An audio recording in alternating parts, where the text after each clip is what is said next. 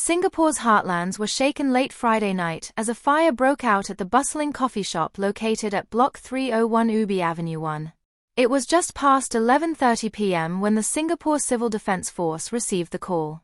What started as a routine night for residents in the area turned into a night of smoke, heat and fear. But what exactly happened at Ubi Coffee Shop, and why does this incident matter to all of us in Singapore? Let's break it down.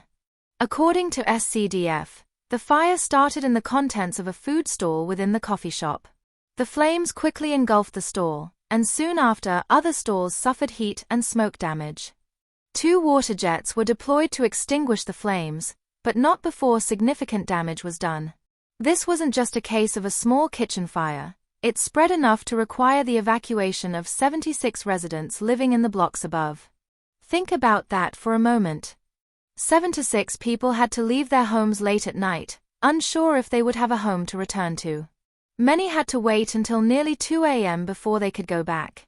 Just imagine the worry, the disruption to their lives, especially for families with elderly parents or young children. Now, let's talk about the human impact.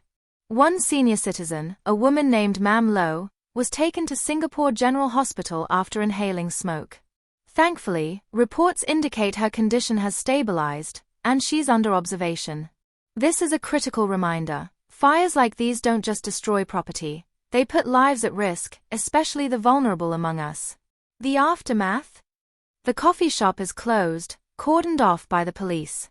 Photos show soot-stained walls, blackened signboards, and damage to both the interior and exterior. Even the residents living above have to deal with soot-covered walls, stained clothes and damage to their kitchen spaces. For the business owners and residents alike, this is a major setback. And here's the thing, this fire may have been contained but the risks remain. Singapore's heartlands are filled with similar coffee shops nestled under residential blocks. Are we doing enough to prevent such fires? Are our fire safety checks frequent and rigorous enough? What happens to hawkers and staff who suddenly lose their livelihoods overnight because of incidents like this?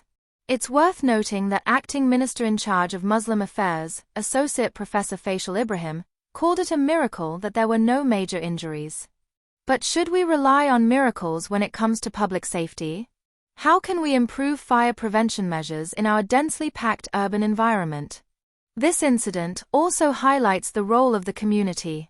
While residents waited for clearance to return home, grassroots volunteers stepped up, offering water and biscuits to those stranded outside. It's a heartwarming reminder that in moments of crisis, our community spirit shines through. But let's not forget the deeper issue here, the need for stronger fire safety practices, better awareness among stall operators, and perhaps even stricter regulations for coffee shops operating in residential areas. What do you think? Should coffee shops be required to install additional fire suppression systems? Should there be mandatory fire safety training for all hawker stall owners?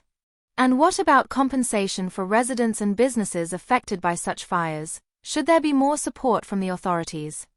Drop your thoughts in the comments section below.